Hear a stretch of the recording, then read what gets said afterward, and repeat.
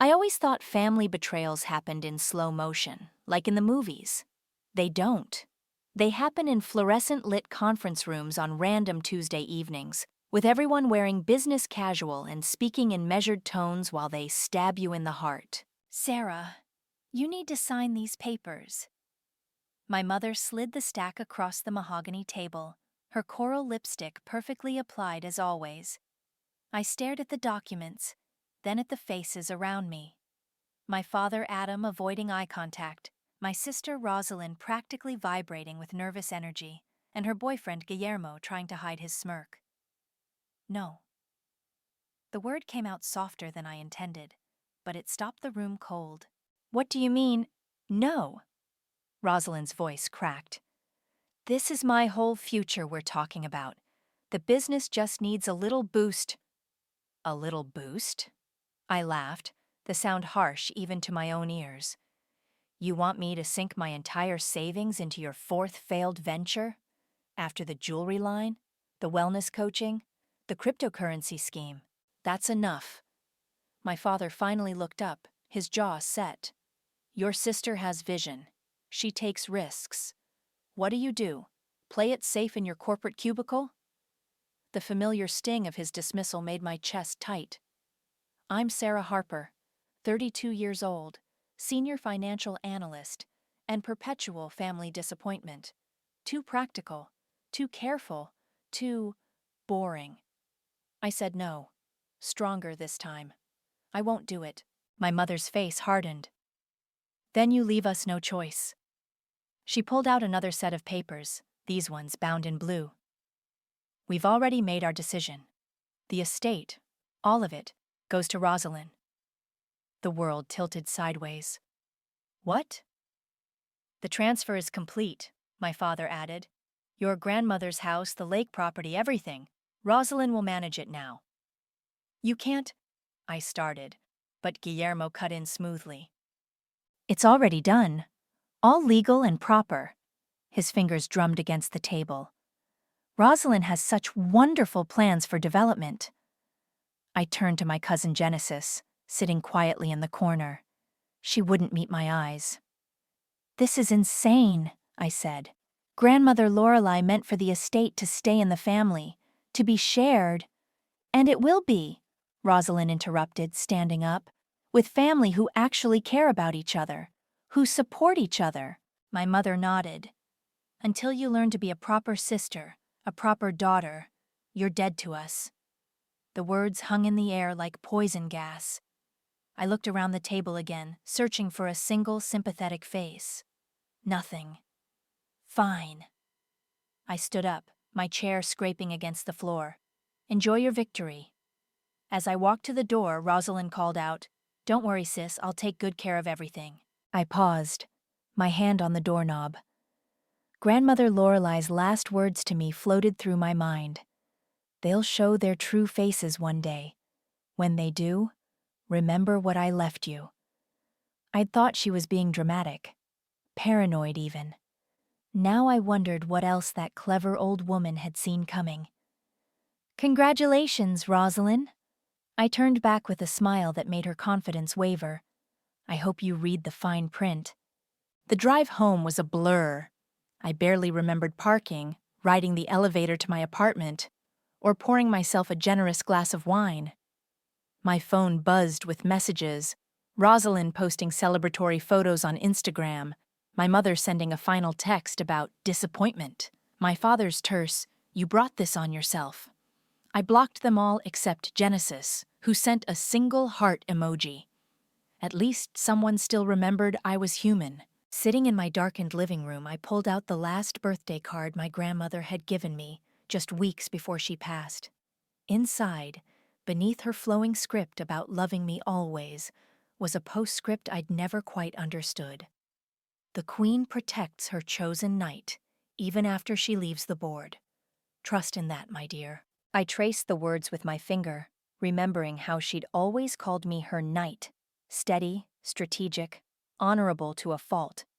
She'd seen this coming somehow. The question was, what had she done about it? My phone rang, displaying a name I hadn't seen in months. Felix Mackenzie, grandmother's personal lawyer. I let it ring twice more, steel replacing the hurt in my spine. Whatever was coming next, I'd face it standing tall. I answered the call. Felix? It's Sarah. I think we need to talk about my grandmother's will. 3 weeks after being excommunicated from my family, I found myself scrolling through Instagram, torturing myself with Rosalind's latest posts. There she was, posing in front of grandmother's rose garden, champagne flute in hand. The caption read, "Living my best life in my new home. Sometimes the universe knows exactly who deserves what." Blessed banked karma. My phone buzzed with a text from Genesis. "You okay? That post was cruel." "I'm fine," I typed back, then deleted it. "Actually, no. I'm not fine. Want to grab coffee?" "Can't. Your mother's watching everyone like a hawk. Anyone seen with you is choosing sides." I tossed my phone aside and grabbed my car keys. 20 minutes later, I was kneeling at grandmother Lorelei's grave, brushing leaves off her headstone. "You knew, didn't you?" I whispered. "You saw right through them all." "Sarah?" I spun around to find Felix standing there, briefcase in hand, looking exactly as he had at grandmother's funeral. Perpetually rumpled suit, kind eyes behind wire-rimmed glasses. "Following me now?" I asked. He smiled. "Actually, I come here every Thursday. Your grandmother made me promise to keep an eye on things." He gestured to the bench nearby. "Walk with me?" As we strolled through the cemetery, Felix cleared his throat. "I've been reviewing some documents. Your grandmother left instructions, very specific ones." "About what?" "About exactly this situation." He stopped walking. "Did you know she revised her will 6 times in her last year?" I shook my head. She was playing chess while everyone else was playing checkers. Felix opened his briefcase, pulling out a thick folder. "There's a clause, actually several clauses, all protecting you." My heart skipped. "What kind of clauses?" "The kind that makes what your family did not just cruel, but legally questionable." He handed me the folder. "Take a look at page 43. I flipped through the papers, scanning dense legal text until I found it. My hands started shaking as I read. "Is this real?" I whispered. "Very. Your grandmother anticipated potential. Let's call it family manipulation. She built in safeguards. If any attempt was made to disinherit you through coercion or bad faith, it triggers a complete review of the estate's disposition." My phone buzzed again. Another Instagram notification. Rosalind was live streaming a tour of the house, showing off where she planned to modernize grandmother's antique-filled library. "They're already selling pieces," I said. "Guillermo's been meeting with developers about the lake property." Felix's eyes narrowed. "Without proper authorization? Interesting." He pulled out his phone, typing rapidly. "I'm contacting Maureen Welch. She's the estate's official lawyer. We should meet, all 3 of us." "To do what?" "To discuss how we proceed. Because Sarah?" He waited until I looked up. "This changes everything." That evening, my doorbell rang. I opened it to find a delivery man holding an enormous arrangement of white roses, grandmother's favorite. The card read, "Saw Rosalind's posts. Thinking of you. Genesis." I was arranging them when my phone lit up with a group text from my mother. "Family dinner this Sunday at the estate. Attendance mandatory for all true family members. Rosalind has exciting news." Responses flooded in immediately. "Can't wait." "So proud of our girl. Blessed to be part of this family." I watched the blue bubbles multiply, each one a tiny dagger. Then Genesis's gray bubble appeared. "Sorry, prior commitment." Seconds later, my phone dinged with a private message from her. "Don't let them break you. I see what's happening and it's wrong." I touched one of the white roses, feeling its velvet petals. Grandmother had always said white roses represented new beginnings, pure intentions, and sometimes justice. My phone rang. Felix again. "Sarah, you might want to turn on Channel 7 News." I grabbed the remote. There was Guillermo shaking hands with developers in front of the lake property. The caption read, "Historic Harper Estate Lake Development, luxury condos coming soon." "They can't do that," I said. "Grandmother protected that land. There are conservation easements." "Exactly," Felix cut in. "I've already called Maureen. Meeting tomorrow at 9 a.m. Bring everything you have about the original transfer. It's time to show your family exactly what your grandmother left you." I stared at the TV, at Guillermo's smug face, at the pristine lakefront that had been in our family for generations. Grandmother's voice echoed in my head. "A knight moves carefully, but when she strikes true." "I'll be there," I told Felix. "With everything." The meeting with Felix and Maureen started exactly at 9. I'd barely sat down when Maureen spread a stack of documents across her desk, her red reading glasses perched on her nose. "Your grandmother," she said, "was a brilliant woman, and apparently, a prophet." "What do you mean?" "This clause isn't just a clause. It's a trap door." Maureen pointed to highlighted sections. "If any family member attempts to manipulate the estate distribution through emotional coercion, financial pressure, or malicious intent, it triggers an automatic review." Felix leaned forward. "And the best part? The review must be conducted by an independent trustee, meaning neither your parents nor Rosalind can interfere." My phone buzzed. Genesis had sent a video. Rosalind giving an impromptu house tour on social media. She was in grandmother's study, pointing at the antique desk where I used to do homework. "This old thing's going on auction next week," Rosalind's voice chirped. "Time for something more modern." "They're liquidating everything," I said, showing them the video. Maureen's face hardened. "Without proper authorization? That's exactly what we need." She grabbed her phone. "I'm filing an immediate injunction." "What happens then?" I asked. "It gets messy," Felix warned. "Very public. Your family's dirty laundry will be on display." Before I could respond, my phone lit up again. A text from Lucia, one of the estate's longtime staff. "Miss Sarah? They're here with trucks, taking furniture. Mrs. Monica saying it's all approved but doesn't feel right." "They're doing it now," I said. "They're clearing out the house right now." Maureen was already dialing. "Judge Reynolds, emergency injunction needed on the Harper estate. Yes, immediate. No, they're actively removing assets." I stepped out into the hallway, hands shaking as I called Genesis. "They're taking everything," she answered without greeting. "Guillermo's orchestrating it like some kind of yard sale. Rosalind keeps saying out with the old, in with the new." "Can you stall them?" "I tried. Your mother said I'm just like Sarah, always interfering. Then Guillermo suggested maybe I shouldn't be involved in family business anymore." Felix appeared in the doorway, gesturing urgently. I went back inside where Maureen was hanging up her phone. "Judge Reynolds is signing the order now," she said. "But Sarah? Once this starts, there's no going back. Your family will fight dirty." "They already are," I replied, showing her another text from Lucia. "Mr. Guillermo saying they're getting top dollar for the antiques, making calls to private buyers." Maureen's eyes narrowed. "Without proper valuation or documentation? That's illegal." She turned to Felix. "Get Ross from Channel 7 on the phone. If they want to play dirty, let's shine some light on it." My phone rang, my mother's name flashing on screen. I answered on speaker. "How dare you?" she hissed. "Sending lawyers to interfere? This is Rosalind's property now." "Actually, Mother, it's not. Not legally." "You ungrateful little—" She caught herself.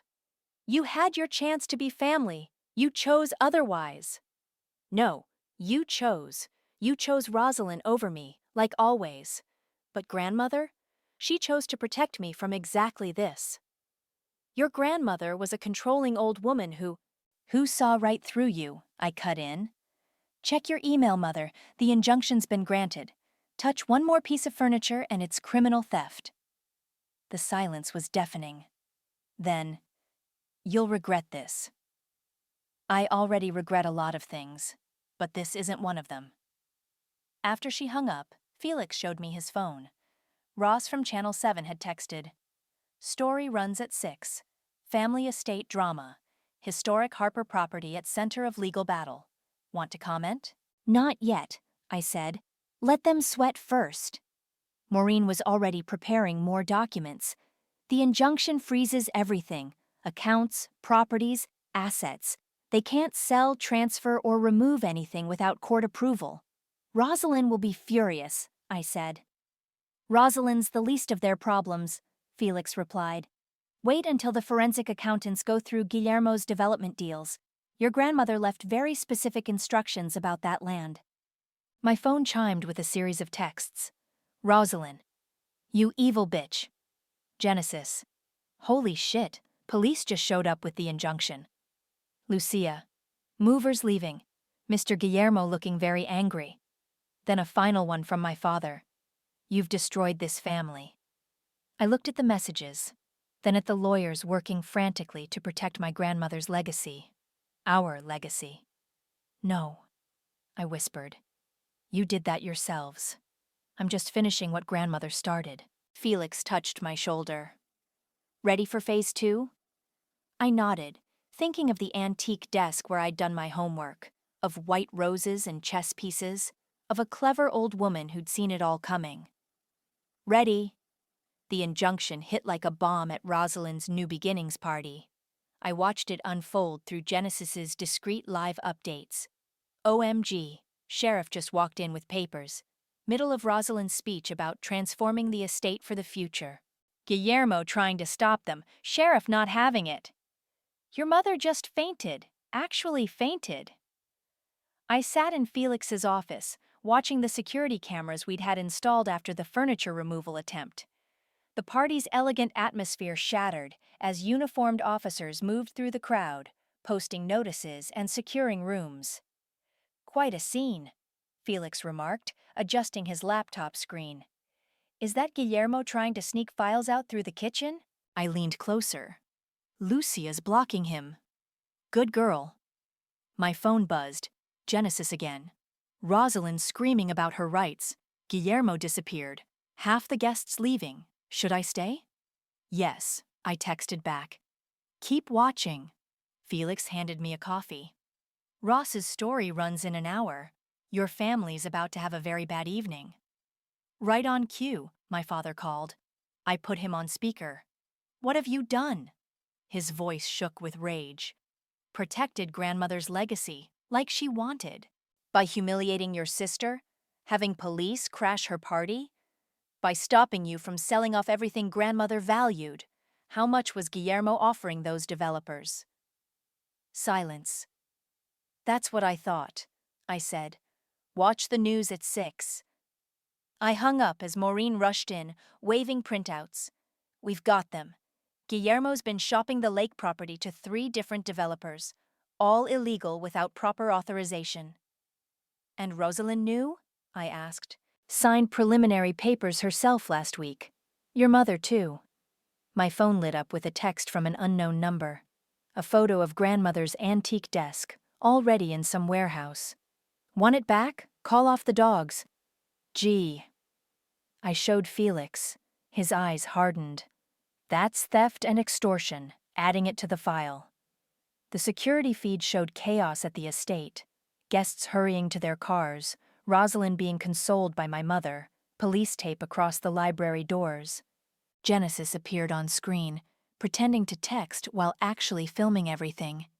Smart girl. Time to move? I asked Felix. He checked his watch. Ross goes live in 20 minutes. Let's do it. I pulled out the envelope I'd been saving. Grandmother's last Christmas card to Rosalind, the one she'd laughed at and tossed aside. Inside, grandmother had written, Remember, dear, pride comes before a fall. Choose wisdom over waste. I snapped a photo and posted it to Instagram, tagging Rosalind. Grandmother tried to warn you. Haz your karma, chas your justice. The response was immediate. My phone exploded with notifications as family members and party guests connected the dots. You vindictive bitch! Rosalind's message popped up. I'll destroy you! Already tried that, I typed back. How's it working out? Genesis sent a video. Rosalind throwing a champagne glass at the wall, screaming about betrayal while my mother tried to calm her. Guillermo was notably absent. "Your father's calling lawyers," Genesis texted. "Lots of lawyers." "Let him," Felix said, reading over my shoulder. "The clause is ironclad. Your grandmother had 5 different firms review it." Channel 7 News appeared on Felix's office TV. Ross's familiar face filled the screen. Breaking news: historic Harper estate at center of family legal battle. Sources say unauthorized sales, possible fraud. My phone rang. "Rosalind." "Don't," Felix warned. I answered anyway. "Yes?" "I'll tell them everything," she hissed. "About you. About why grandmother really liked you best. All the secrets." I laughed. "Go ahead. I have nothing to hide.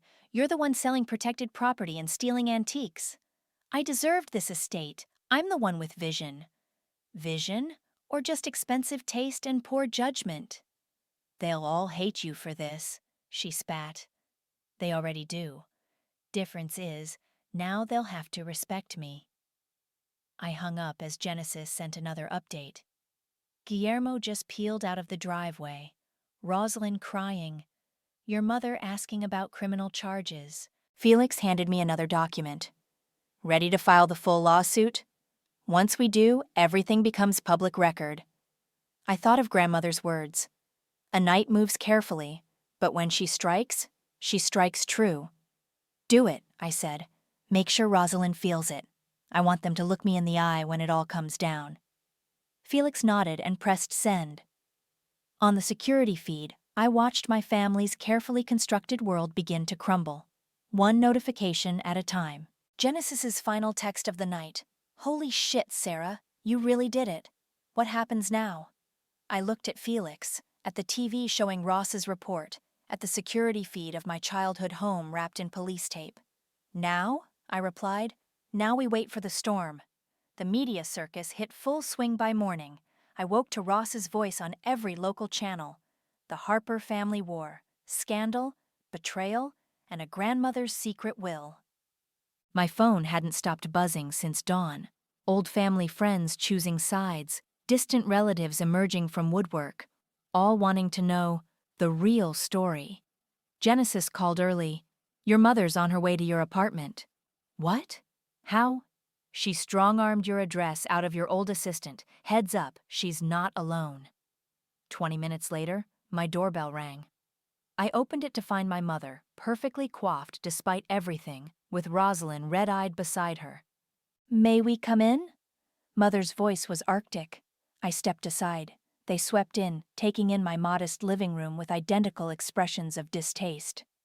"So this is where you plot your revenge?" Rosalind sneered. "Actually, I plot at the office. This is where I drink wine and watch you melt down on Instagram." Mother's hand flew to her chest. "How dare you? After what you've done to this family." "What I've done?" I laughed. "Let's talk about what you did. Shall we start with the illegal furniture sales or jump straight to Guillermo's development fraud?" "Those deals were legitimate," Rosalind protested. "Really? Is that why Guillermo's not answering his phone? Why he emptied your joint account last night?" Rosalind's face went white. What?" "Check your banking app." She fumbled with her phone, then sank onto my couch. No. "That's what you get," Mother snapped at her. "Trusting that man with access to—" She caught herself, but too late.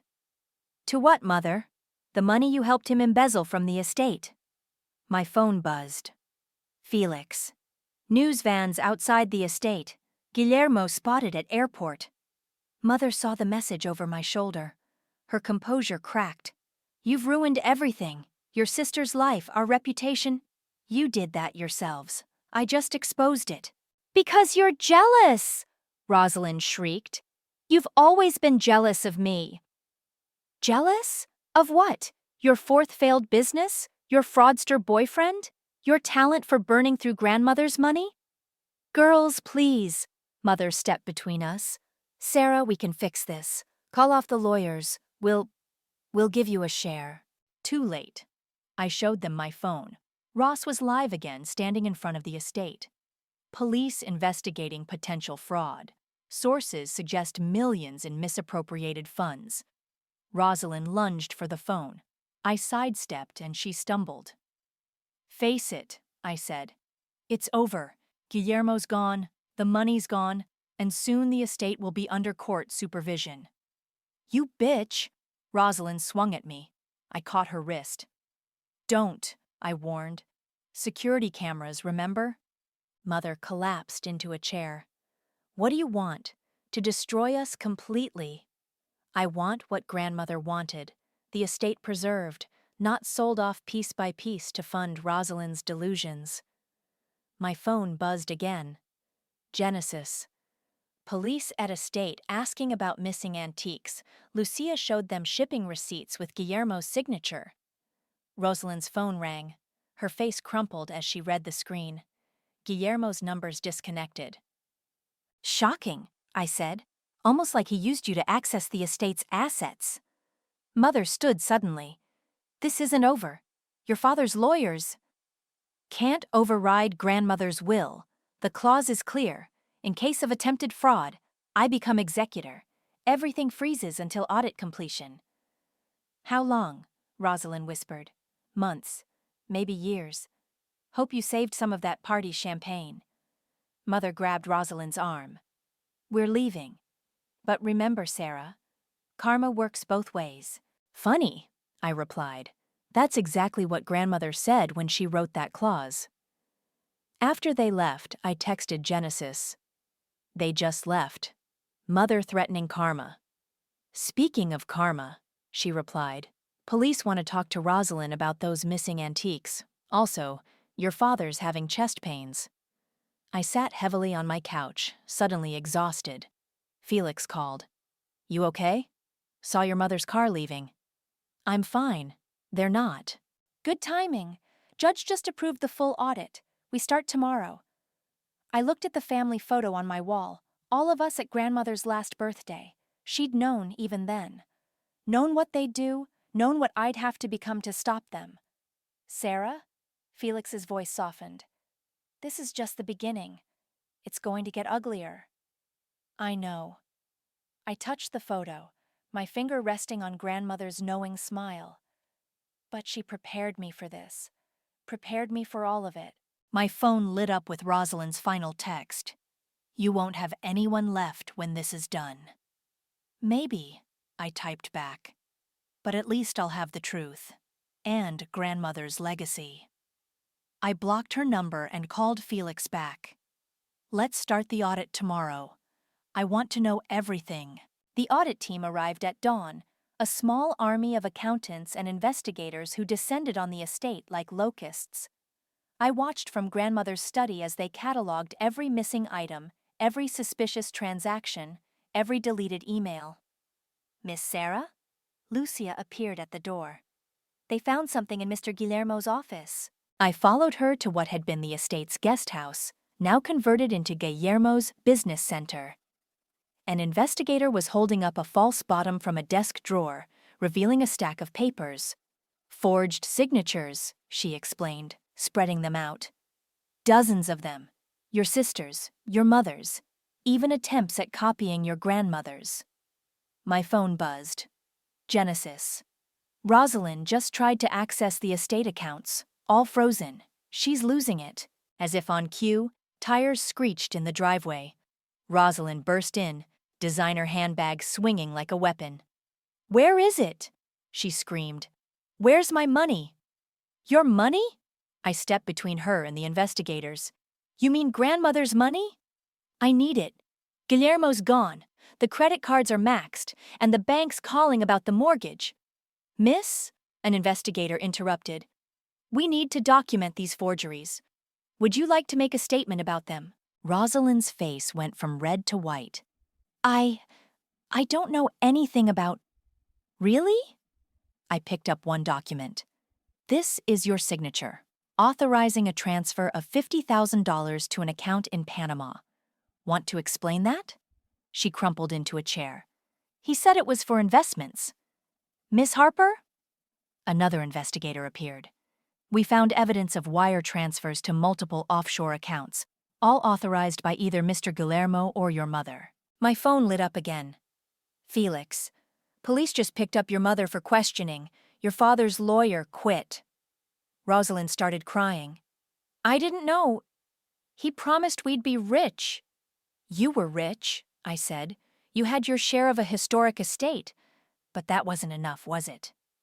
Your sister needs medical attention, Lucia murmured, watching Rosalind rock back and forth. I nodded and called Genesis. Can you come get Rosalind? She's not well. On my way. BTW. Ross is outside with cameras. They found Guillermo. Where? Mexico. With his wife. His what? Rosalind's head snapped up. His wife? I showed her the breaking news alert on my phone. Harper Estate scandal update. Key figure located in Mexico City with longtime spouse. She vomited on the antique rug. While Genesis took Rosalind home, I met with the lead investigator in grandmother's study. It's worse than we thought, she said, spreading out documents. Your mother and Guillermo were siphoning money for months before your grandmother died. And after, the floodgates opened. How much? Millions. The development deals were just the tip. There were art sales, jewelry liquidations, even attempts to mortgage protected land. My phone buzzed with a text from my father. You've destroyed your mother. Are you happy now? Before I could respond, Felix called. Sarah, Judge Reynolds wants to meet. Now. An hour later, I sat in the judge's chambers while she reviewed the preliminary findings. She shook her head. This is extraordinary. The level of fraud, the systematic looting of a protected estate. What happens now? I asked. Now? You become executor, as per your grandmother's clause. Full control, with oversight from the court until the investigation concludes. And my family? Will likely face charges. The evidence of fraud is overwhelming. I left the courthouse to find Ross waiting. Sarah, can we get a statement about your mother's arrest? No comment, I said, but he persisted. What about Guillermo's secret life? Or the missing millions? Your sister's breakdown? I stopped. Just say this. My grandmother knew. She knew everything. Back at the estate, I found Genesis in the library, running her hand along the spines of grandmother's books, the ones Rosalind hadn't managed to sell. It's really over, isn't it? She asked. No, I said, sitting in grandmother's favorite chair. Now comes the hard part. What's harder than this? Living with it. Running the estate. Being the one they all blame. My phone chimed with a message from Maureen. Police want to speak with Rosalind tomorrow. Should I be present? Genesis touched my shoulder. Was it worth it? I looked around the library, at the empty spaces where artwork had hung, at the gaps in the bookshelves, at the ghost of what had been. Ask me in a year, I said. Right now I just feel hollow? Yeah, hollow. But somewhere, I imagined grandmother nodding in approval. The night had made her move. The board was cleared. Now came the real test.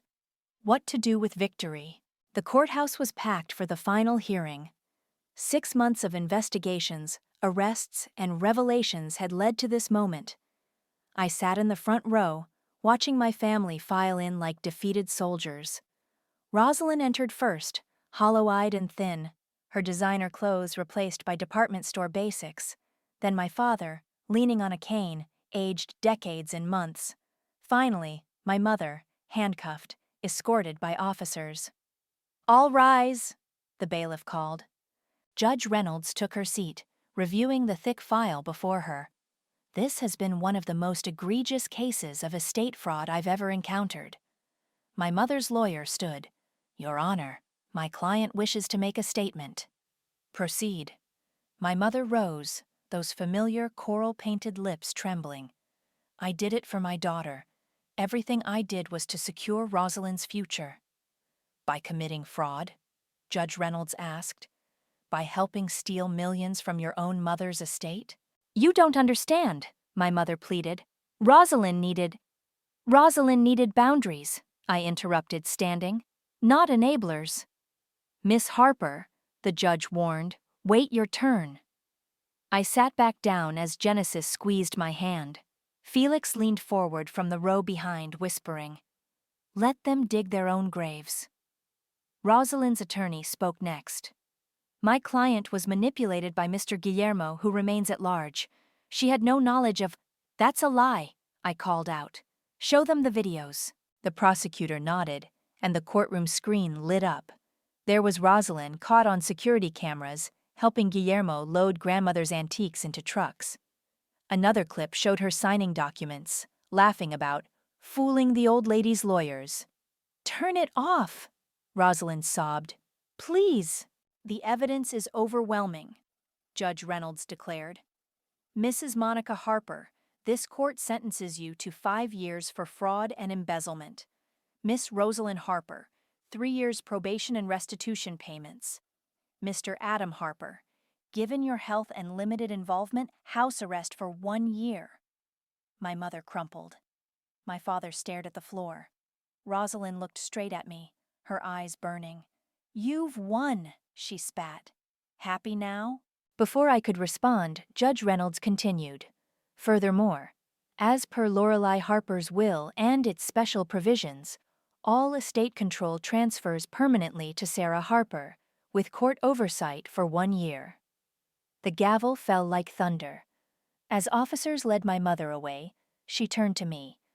"I hope you're satisfied. Your grandmother would be so proud of how you've destroyed this family." "No," I stood, my voice carrying across the quiet courtroom. "Grandmother would be heartbroken to see what you became, what you made Rosalind become. She tried to warn you all, but you were too busy plotting to listen." "Sarah," my father called weakly, "please, some mercy." "Mercy?" I walked over to him. "Like when you signed away my inheritance? Like when you watched them steal everything grandmother built?" "I was wrong," he whispered. "We were all wrong." Genesis appeared at my side. "Sarah, the media's waiting outside. We should go." But I wasn't finished.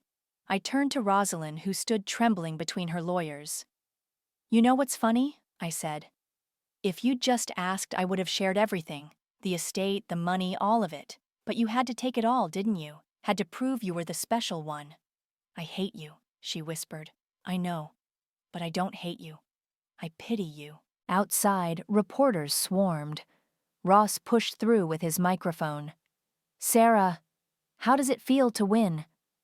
I looked at the cameras, thought of grandmother's last words about karma and justice. "There are no winners here," I said. "Only lessons. Very expensive lessons." Back at the estate, I found Lucia placing fresh white roses in grandmother's study, our tradition now. "The police called," she said. "They found more of the antiques in a storage unit, and Mr. Guillermo's wife is cooperating." "Good." I sat in grandmother's chair, touching the worn leather armrest. "Did I do the right thing, Lucia? Your grandmother once told me, sometimes love means letting people face consequences. She knew this day would come." My phone buzzed. "Genesis. Your mother wants to see you before they transfer her. Should I tell her no?" I thought of chess pieces, of knights and queens, of moves that can't be taken back. "Tell her yes," I replied. "Some things need to be said face to face." Lucia placed a rose in my hand. "The white ones mean new beginnings, miss." "I know." I smiled, remembering grandmother's lessons. "But they also mean truth. And truth, Lucia? Truth is the sharpest sword of all." The prison visiting room smelled of industrial cleaner and stale coffee.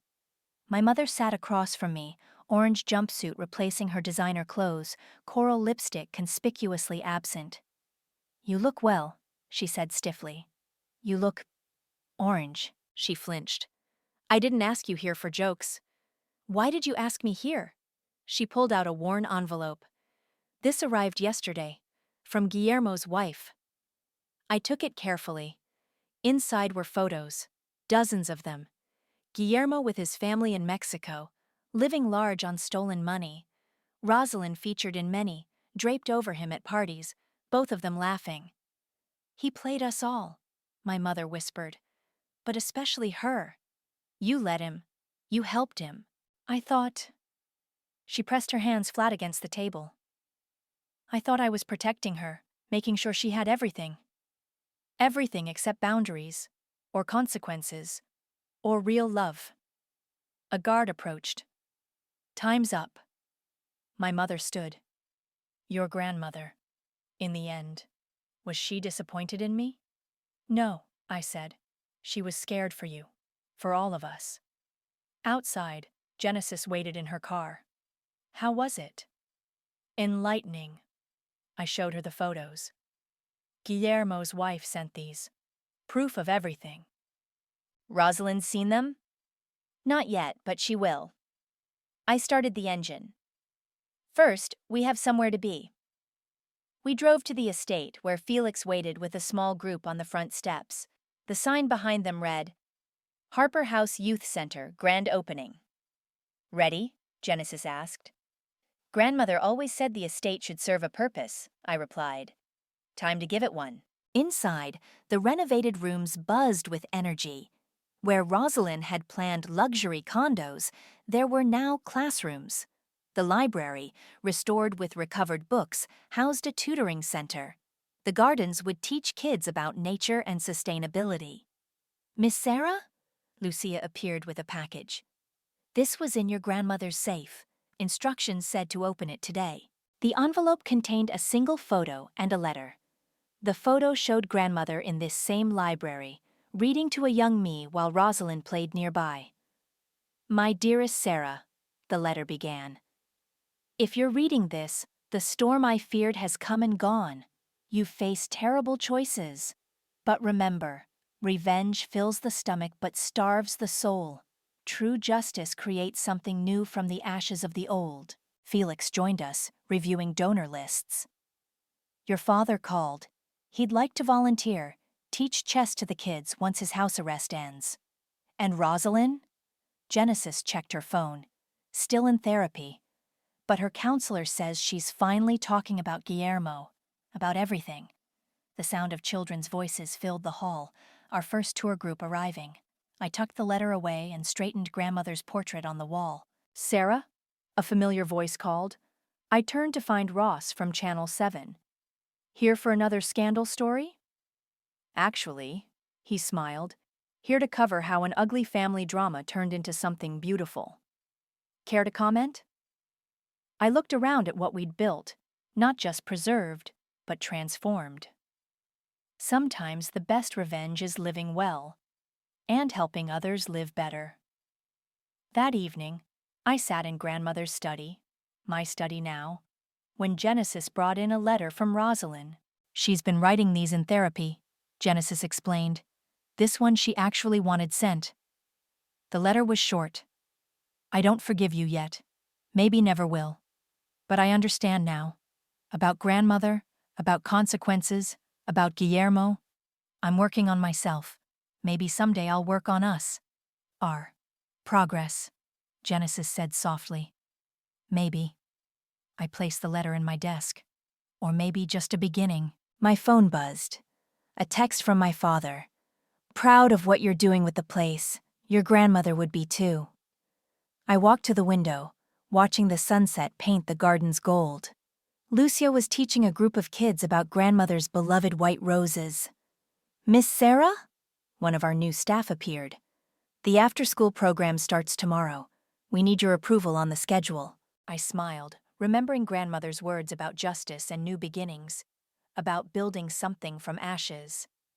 "Let me see it," I said, taking my seat. Not as the family outcast, not as the revenge seeker, but as something else. Something grandmother had seen in me all along. A builder, a teacher, a protector of legacies worth keeping.